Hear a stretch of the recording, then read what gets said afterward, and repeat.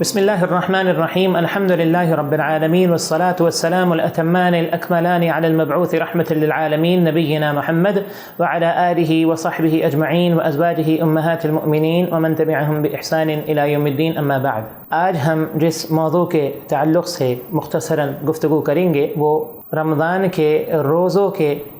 فدیے کے تعلق سے ہے۔ قرآن مجید میں اللہ رب العالمین کا فرمان ہے وَعَلَى الَّذِينَ يُطِيقُونَهُ فِدْيَةٌ طَعَامُ مِسْكِينٍ۔ قرآن مجید کی اس آیت کی روشنی میں اور احادیث مبارکہ، فہم صحابہ اور عمل صحابہ رضوان اللہ علیہم اجمعین کی روشنی میں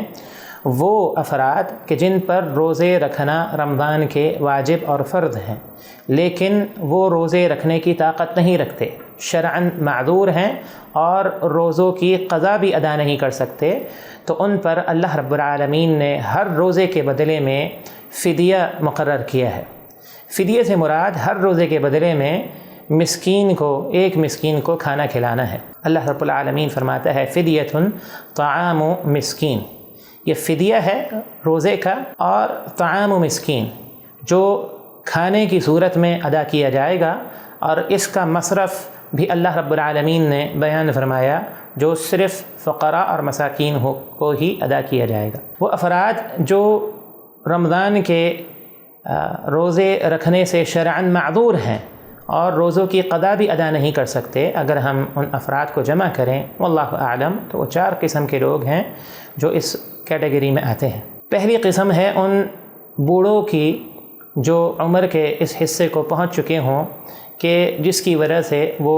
روزہ رکھنے کی طاقت نہ رکھیں، یہ اتنے کمزور ہو گئے ہوں جو روزہ رکھنے کی طاقت نہ رکھ سکتے ہوں۔ اسی طرح دوسری قسم ان مریضوں کی ہے جو دائمی مریض ہوں، یعنی ان کا جو مرض ہے وہ دائمی ہو اور ایسا مرض ہو کہ جس مرض میں وہ روزہ رکھنے کی طاقت نہ رکھتے ہوں، اور اس مرض سے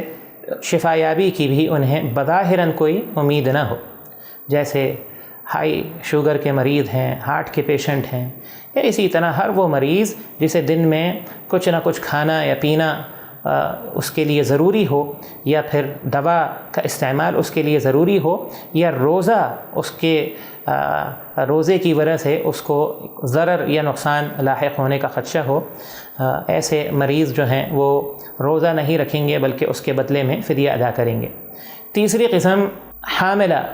پریگننٹ خواتین کی ہے، اور چوتھی قسم مرضعہ دودھ پلانے والی فیڈ کرانے والی خواتین کی ہے۔ اگرچہ اہل علم کا ایک طبقہ یہ کہتا ہے کہ جو پریگننٹ خواتین ہیں اور دودھ پلانے والی خواتین ہیں اگر ان کی استطاعت میں ہو تو انہیں روزوں کی قضا ادا کرنی چاہیے، لیکن بر صغیر کے اکثر اہل علم کا واللہ اعلم یہی فتویٰ اور رائے ہے، اور سیدنا عبداللہ بن عمر رضی اللہ تعالی عنہما کا فتویٰ بھی بظاہراً و اطلاق پر محمول کیا جاتا ہے کہ پریگننٹ خواتین اور دودھ پلانے والی فیڈ کرانے والی خواتین پر بھی روزوں کی قضا نہیں بلکہ روزوں کا فدیہ ہے۔ بہرحال ہر وہ خاتون جو پریگننٹ ہو یا فیڈ کرانے والی ہو اور روزہ اسے یا اس کے بچے کو نقصان پہنچا سکتا ہو جس کی وجہ سے وہ روزہ نہ رکھ سکے، تو ایسی خواتین فدیہ ادا کریں گی۔ فدیہ ادا کرنے کی مختلف صورتیں ہیں۔ اگر قرآن و حدیث کے آثار کو اور صحابہ کرام رضوان اللہ مجمعین کے عمل کو، سلف کے عمل کو جمع کیا جائے، آراء کو جمع کیا جائے تو اس کی کچھ صورتیں ہیں جنہیں ہم اختصار کے ساتھ ذکر کیے دیتے ہیں۔ پہلی صورت تو یہ ہے کہ روزانہ ہر روزے کے بدلے ایک مسکین کو کھانا کھلا دیا جائے۔ اسی طرح اسی صورت کے اندر یہ بات بھی شامل ہے کہ کچھ دنوں کو جمع کر ان دنوں کی تعداد کے مطابق مسکینوں کو جمع کر کھانا کھلا دیا جائے۔ اور دوسری صورت سیدنا انس رضی اللہ تعالی عنہ سے مروی ہے، جسے امام دارقطنی رحمہ اللہ روایت کرتے ہیں، اور اس روایت کو شیخ البانی رحمہ اللہ ارواء کے اندر صحیح قرار دیتے ہیں کہ آپ رضی اللہ تعالی عنہ جب عمر کے آخری حصے کو پہنچے اور روزہ رکھنے سے شرعاً معذور ہوئے تو وہ روزوں کا فدیہ ادا کیا کرتے تھے، اور اس کی صورت یہ ہوتی تھی کہ وہ مہینے کے اختتام پر یعنی رمضان کے اختتام پر 29 یا 30 دن رمضان کے ایام کو سامنے رکھتے ہوئے ان کا فدیہ ایک ہی صورت میں اس انداز سے ادا کیا کرتے تھے کہ جتنے ایام ہوتے تھے اتنے مساکین کو جمع کر اور انہیں کھانا کھلا دیا کرتے تھے۔ فدیہ ادا کرنے کی ایک تیسری صورت ہے، اور وہ صورت اناج کی صورت میں فدیہ ادا کرنا ہے، یعنی آپ پکا پکایا کھانا تیار کر کے مسکین کو کھلانے کے بجائے آپ ہر روزے کے بدلے میں اناج کو فدیے کے طور پر ادا کریں، جسے موقوفاً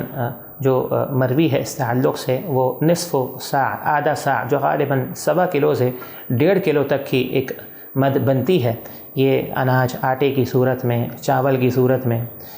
اسی طرح اسے جو ہے وہ ایک فدیے کے طور پہ ادا کیا جا سکتا ہے۔ اور غالباً یہ جو تیسری صورت جو آپ کے سامنے ذکر کی گئی، اناج کی صورت، یہ موجودہ اگر حالات کو دیکھا جائے اور عمومی طور پر دیکھا جائے تو مسکین یا مساکین اور ان کے گھر والوں کے لیے یہی صورت بہتر ہے، لہذا اہل ثروت اور مالدار حضرات کو چاہیے کہ وہ اس صورت کا انتخاب کریں اور اس صورت کو اختیار کریں۔ اس تعلق سے مزید کچھ اہم باتیں ہیں جنہیں سمجھ لینا چاہیے۔ پہلی بات تو یہ ہے کہ آپ روزوں کا فدیہ یعنی پکے ہوئے کھانے کھلانے کی صورت میں ادا کریں یا اناج کی صورت میں ادا کریں، اس کا معیار وہی ہونا چاہیے جو معیار آپ خود استعمال کرتے ہوں اور آپ کے گھر میں استعمال کیا جاتا ہو، نمبر 1۔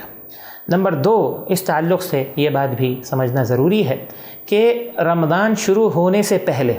شعبان کے مہینے میں یا شعبان کے آخر میں رمضان کے روزوں کا فدیہ ادا کرنا یہ مناسب نہیں ہے۔ یہ ایسا ہی ہے جیسا کہ کوئی شخص فرض کو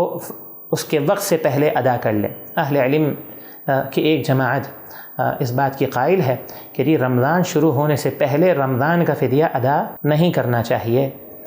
واللہ تعالی اعلم۔ یہ وہ چند باتیں تھیں جو رمضان کے روزوں کے فدیہ کے تعلق سے تھیں۔ اللہ رب العالمین سے دعا ہے کہ اللہ رب العالمین ہمیں سمجھنے کی اور ان باتوں پر عمل کرنے کی توفیق عطا فرمائے۔ اقول قولی ھذا وآخر دعوانا ان الحمد للہ رب العالمین۔